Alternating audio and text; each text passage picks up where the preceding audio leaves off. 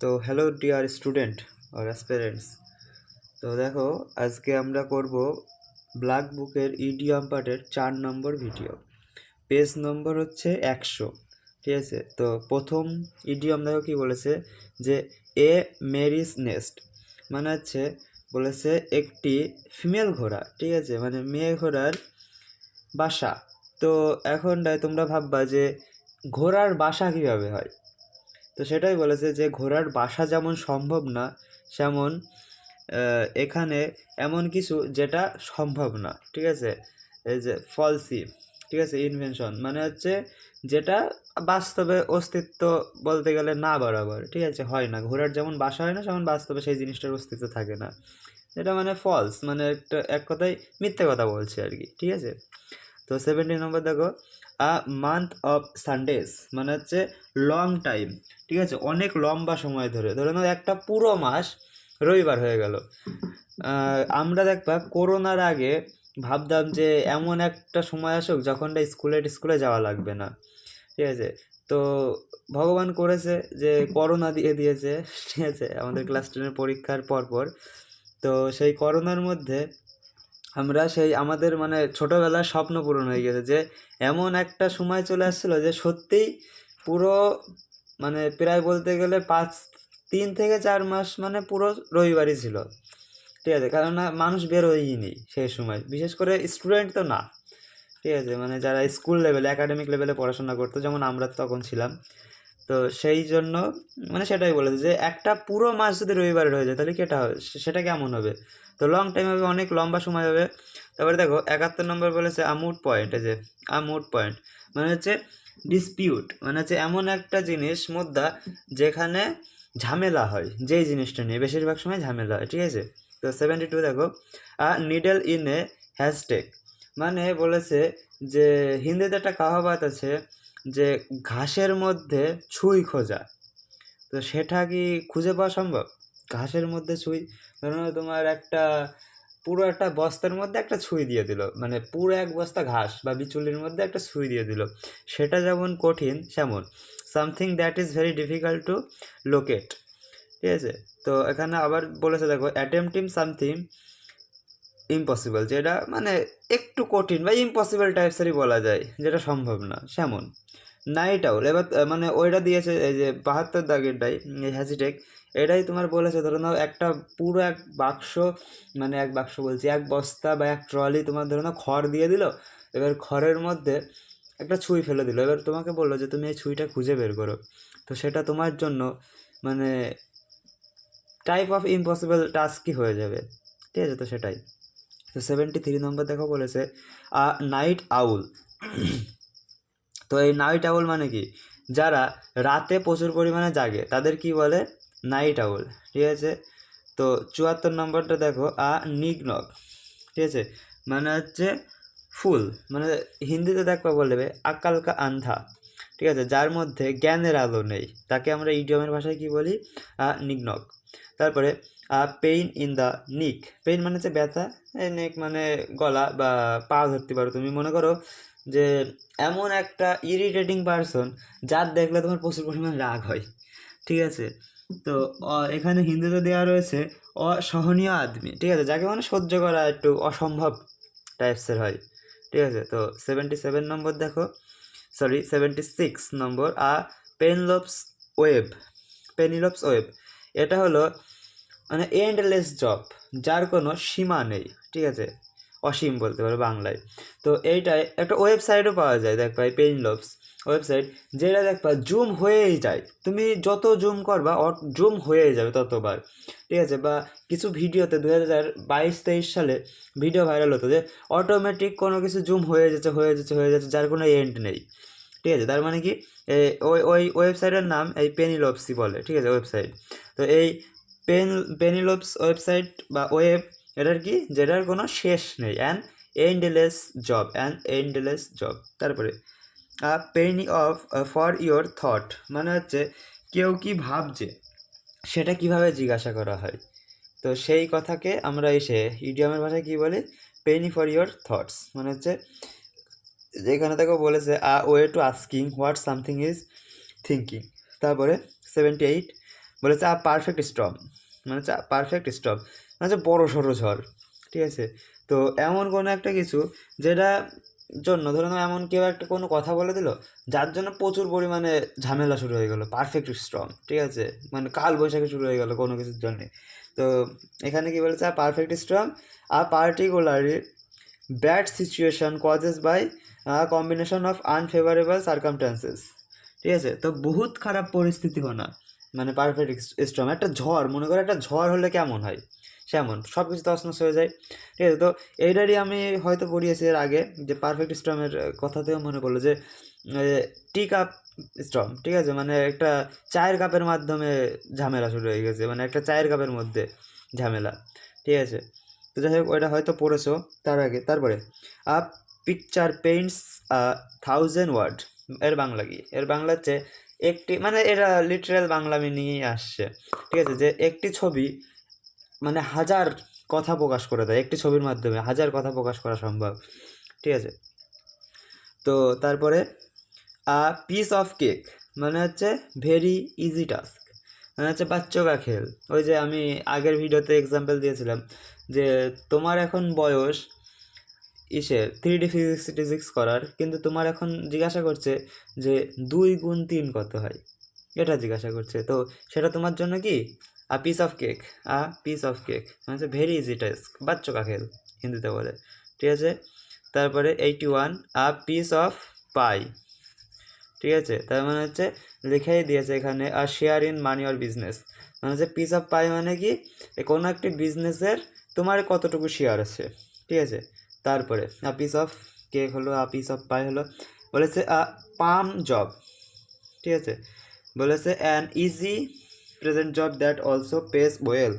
এইটাই ওই একটা কথা মনে পড়ে গেল, যে একটা ইডিয়াম পাবা তোমরা সামনে, যে অ্যান আর্ম চেয়ার ক্রিটিক, ঠিক আছে, সেটি মনে করো পাম জবও অনেকটা ওরকম, কিন্তু ক্রিটিকে ওরা ক্রিটিসাইজ করে, আর এখানে মানে ক্রিটিক আর্মচেয়ার ক্রিটিকে কি আছে, যার কোনো জ্ঞান নেই কোনো একটা পার্টিকুলার বিষয়ে, মানে পারফেক্ট পুরো নিখুঁত জ্ঞান নেই, সে বইতে পড়েছে যা তাই, কিন্তু সেইটা নিয়েই ও একটু বেশি ঘ্যাম দেখায়, তো সেটা হলো আর্মচেয়ার ক্রিটিক। আর পাম জবে হলো মনে করো সে এমন একটি কাজ করে যেটা একটা চেয়ার টেবিলে বসে কাজ, মানে বাবু টাইপসের বলতে পারো, যেমন সিজিএল দিয়ে বেশিরভাগ ওই বাবু টাইপসের জব পাওয়া যায়।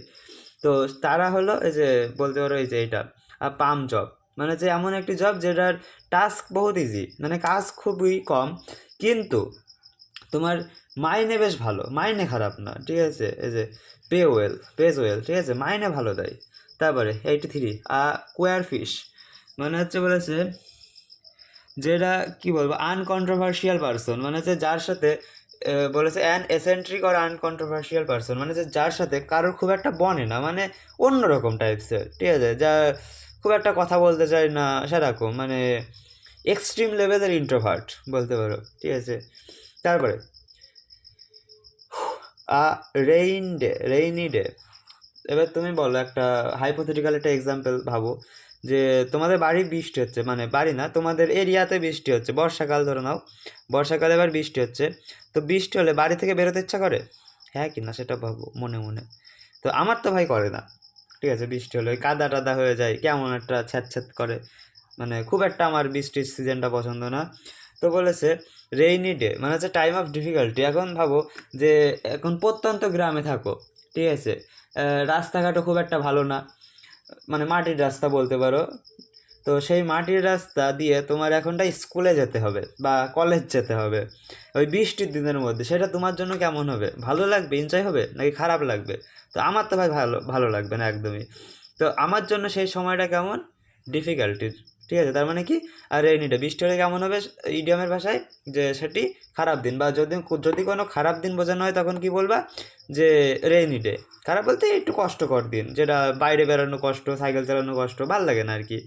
তারপরে 85 রেপ অফ হোপ, রে অফ হোপ, রে মানে হচ্ছে রশ্মি, হোপ মানে হচ্ছে আশা, ঠিক আছে, মানে হচ্ছে আশার আলো, হিন্দিতে বলে বাংলায় বলে আশার আলো, ঠিক আছে, যে ধরো নাও এমন একটা জিনিস যেখানে তোমার কোনো আশাই ছিল না যে এই কাজটা হবে, হওয়ার কোনো চান্স আছে, কিন্তু কোনো একটা তুমি নিউজ চ্যানেলে দেখলে যে হ্যাঁ এই জিনিসটা হবে সামনে, তো তোমার মনে যেই আলোটা জাগবে, যেই আশাটা আবার নতুন করে তৈরি হবে, তো তাকে আমরা কি বলি ইডিয়ামের ভাষায়? আ রে অফ হোপ। তারপরে 86 বলেছে আ রেড লেটারি ডে। এটা আমি শর্টে বুঝিয়েছি, ঠিক আছে? তো তোমরা যারা দেখোনি তারা দেখে নিও। আর এমনি আমি এখন বুঝিয়ে দিচ্ছি যে রেড লেটার ডে মানে হচ্ছে ভীষণ মানে ইম্পর্টেন্ট তোমার জন্য কোনো একটা দিন। ধরে নাও তোমার ওই দিনে জয়নিং লেটার আসলো, তোমার 4-5 বছরের মেহনত তোমার ওই দিনে প্রকাশ পেলো, তো সেটা তোমার জন্য কেমন হবে? Red letter day. মানে হচ্ছে যে এমন একটা দিন যেটা তুমি ভুলতে পারবে না কোনো দিন, ঠিক আছে? যে মেমোরিয়েবল বা significant day, happy and significant day, মানে যেটা খুবই তোমার জন্য উৎসাহপূর্ণ। বা তুমি ভাবো একটু এখন বড় হয়ে গেছো, আমরা সবাই বড় হয়েছি, তো ভাবো তোমার ক্রাশ তোমার প্রপোজাল অ্যাকসেপ্ট করে নিয়েছে, ঠিক আছে? যে মানে তুমি কোনোদিন ভাবোনি যে সে হয়তো অ্যাকসেপ্ট করবে, ঠিক আছে? কিন্তু সে অ্যাকসেপ্ট করে নিয়েছে। তো তখন তোমার জন্য বা আমার জন্য সেই দিনটা কেমন হবে? রেড লেটারি ডে হচ্ছে বিশাল ইম্পর্টেন্ট দিন। মানে যারা মনে করে একতরফায় তুমি 5-6 বছরের ধরে 5-6 বছরের বেশি ভালোবাসতে, সে ভাও দিত না, কিন্তু সে হুট করে সামনে থেকে এসে প্রপোজ করছে, ঠিক আছে? এটা শুনতে ইম্পসিবল মনে হয়, কিন্তু ধরে না হলো, সাপোজ, ঠিক আছে? তো সেই দিনটা আমাদের জন্য কেমন হবে? রেড লেটারি ডে, ঠিক আছে? তারপরে 87 red rag to a bull to a bull মানে হচ্ছে ষাঁড়ের সামনে লাল কাপড় ধরা, মানে কি বিপদের সাথে খেলা করা যাকে বলে, ঠিক আছে? আর রেড র্যাগ মানে হচ্ছে এমন একটা কিছু করা যেখানে রিস্ক প্রচুর পরিমাণে আছে, ঠিক আছে? আমি বাস্তব একটা এক্সাম্পল দিচ্ছি। ধরো তুমি কোনো একটা চাবি গেটে দাঁড়িয়ে আছো, মানে রেলওয়ে স্টেশনের চাবি গেটে বা গেট লাইনে। এখন তুমি দেখতে পাচ্ছ যে ট্রেন মোটামুটি তোমার থেকে এই 100 মিটারের দূরত্বে আছে, আর ট্রেন ভালো স্পিডে আসছে। এবার তুমি ওই লাইনটা হুট করে ক্রস করে গেলে, ঠিক আছে? হুট করে ক্রস করে গেলে মানে ইচ্ছা ছিল না, কিন্তু করে গেলে, ঠিক আছে? আমাদের মাঝে মধ্যে হয় ডোপামিন হিট করে যে যা ভাই যা যা যা, কোনো সমস্যা নেই, ঠিক আছে? তো তুমি চলে গেলে ডোপামিনের কথা শুনে। তো সেটা যেরকম তুমি হয়তো কি বলবো, মানে হেয়ার স্কেপ ব্রেথের জন্য তুমি বেঁচেছো, মানে একটা চুলের সমান ইসের জন্য বেঁচেছো, সব সেরকম রিস্কি কাজ। সারের সামনে লাল কাপড় দেখানো কেমন রিস্কি কাজ, সে কেমন। চলো তারপর নেক্সট বলেছে a rolling stone gathers no moss মানে হচ্ছে এমন তুমি কাজ করে যাচ্ছ যার কোনো রেজাল্ট পাচ্ছ না, ঠিক আছে? মানে কোনোই রেজাল্ট পাচ্ছ না, কি বলবো, তো সেটাকে সেরকম এই ওটার মানে ইংলিশে ইডিয়াম কি বলে? আর রোলিং স্টোন গ্যাদার্স নো মোস মানে হচ্ছে বিনা কারণে কাজ করে যাওয়া বলতে পারো, মানে কোনো ফল কোনো আশা নেই যেই কাজের। ওই যে কেবল এক্সাম্পল দিলাম, এই যে রেড লেটারি ডে মানে হচ্ছে তুমি এমন কাউকে পছন্দ করো যার কাছ থেকে ভালোবাসা পাবে না, কিন্তু রেড লেটারি ডের ক্ষেত্রে কী হচ্ছে? সে তোমাকে তোমার প্রপোজাল অ্যাকসেপ্ট করেছে, বা সে নিজে থেকে তোমাকে প্রপোজ করেছে, তো সেটা আমাদের জন্য কী হবে? Red letter day. কিন্তু যদি সে না করে, মানে বাস্তব যে এটা, ঠিক আছে? যদি সে না করে সেটা কী হবে? রোলিং স্টোন গ্যাদার নো মোস, মানে তার পেছন পেছন 5-6 বছর ঘুরেও টাইম নষ্ট করেও কোনো কাজ হয় না, ঠিক আছে?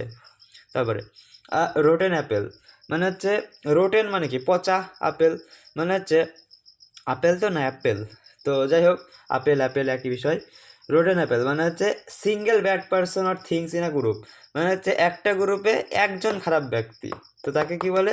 পুরো আপেলের মধ্যে বা অ্যাপেলের মধ্যে এক পেটি অ্যাপেলের মধ্যে একটা অ্যাপেল খারাপ, যেটা ওই একটা অ্যাপেল পুরো পেটি অ্যাপেলটাকে খারাপ করার ক্ষমতা রাখে, ঠিক আছে? তারপরে 90 স্যাক্রেড কাউ মানে হচ্ছে পবিত্র, স্যাক্রেড মানে হচ্ছে পবিত্র গরু, মানে হচ্ছে এমন একজন মানুষ, person never to be criticised, মানে হচ্ছে এমন একজন মানুষ যাকে কেউ নিন্দা করতে পারে না, যে মানে এতই ভালো, ঠিক আছে? সবার কাছ থেকে ভালো সে, তাকে কি বলি? Sacred cow. গরুর সাথে তুলনা করে দিই আমরা, না এটা ইয়ার কি, ঠিক আছে? ইডিয়ামের ভাষায় গরুর সাথে তুলনা করা হয়, কিন্তু সে হলো এত ভালো মনের মানুষ বা পবিত্র মানুষ, পবিত্র গরু বলাচ্ছে এখানে। তারপরে সেফ পেয়ার অফ হ্যান্ডস মানে হচ্ছে রিলায়েবল পারসন, ঠিক আছে? বলেছে person who can be trusted to do something efficiently মানে হচ্ছে এমন একজন মানুষ যাকে চোখ মুখ বন্ধ করে ভরসা করা যায়, যে ভাই আজকে মানে এই কথাটা কারোর কাছে শেয়ার করিনি, কিন্তু তোর কাছে আমি শেয়ার করছি, আশা করি তুই কারোর বলবি না।